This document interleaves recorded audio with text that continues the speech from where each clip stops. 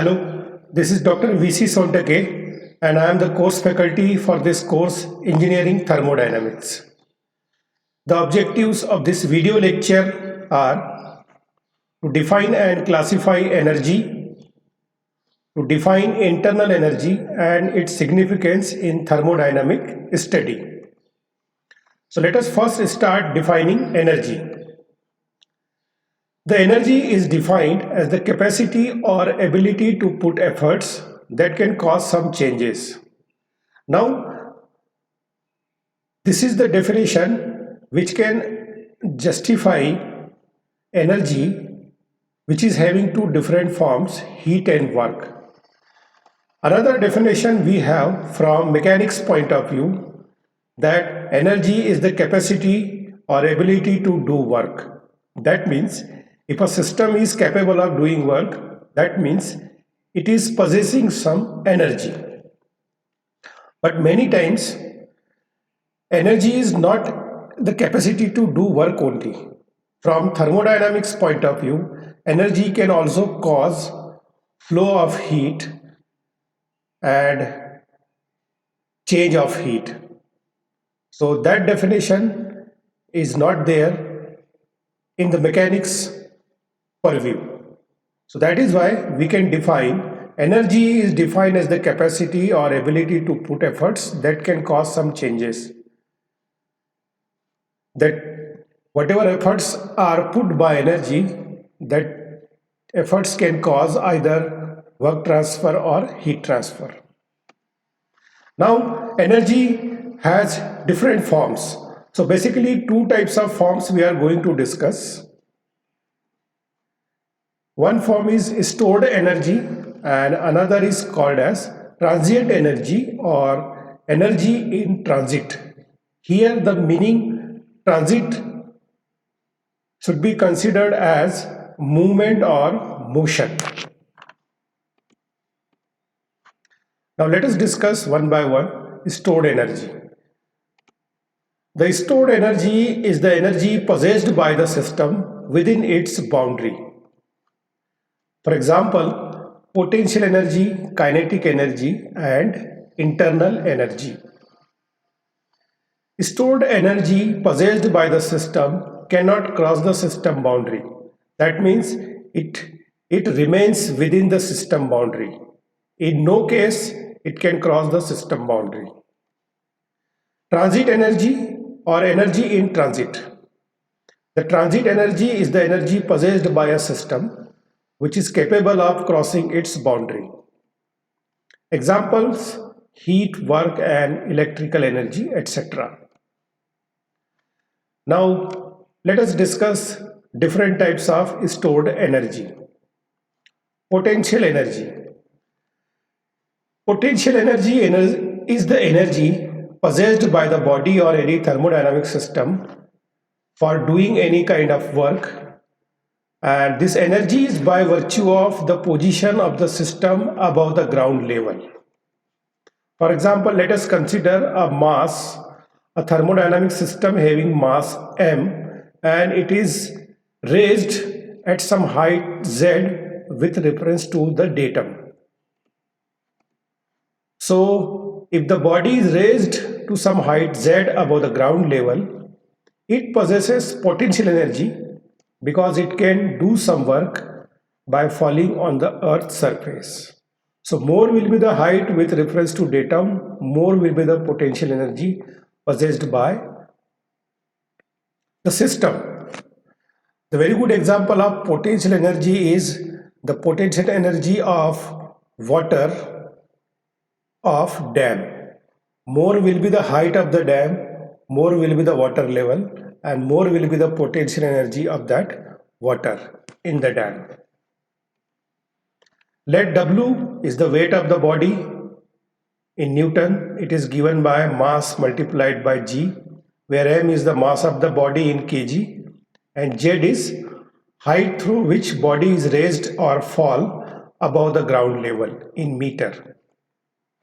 G is acceleration due to gravity, 9.81 meter per second square. So potential energy EP will be mg into Z, or W into Z, Newton meter or Joule. Change in the potential energy. Let's say initially the body was at height Z1 and it is raised to height Z2. So change in the potential energy of that body, delta EP will be mg into Z2 minus Z1 joule. Then kinetic energy. Kinetic energy is the energy possessed by the system by virtue of its mass and velocity of motion, and that energy can do some work. Let's say a body having mass m is moving with some velocity c. So kinetic energy of this body will be half mc square Newton meter or joule. If the velocity of the body is changing from c1 to c2, then changing the kinetic energy delta ke will be half m c2 square minus c1 square joule. Internal energy. It is the energy possessed by a body or system due to its molecular arrangement and motion of the molecules. Now every thermodynamic system or body is made up of some mass, and mass is made up of so many number of molecules, and the molecular arrangement is different within the different bodies, and motion of molecules is also different. So because of the molecular arrangement and motion of the molecules of that particular body, it will have some energy within it, and that energy is called as internal energy. It is generally represented by capital U. Let's say if epsilon represents the energy of one molecule, so one molecule of any body can have different types of energy associated with it, like translational energy, rotational energy, vibrational energy, chemical energy, electronic energy, and nuclear energy. So one molecule can have energy associated with all types of these motions. And if particular body is containing n number of total molecules, so total internal energy of that body containing n number of molecules will be given as U is equal to n into epsilon joule. Then change in the internal energy delta U will be U2 minus U1. This is very important point. Internal energy of a system can never be zero. As long as the system is existing, system will definitely have some internal energy.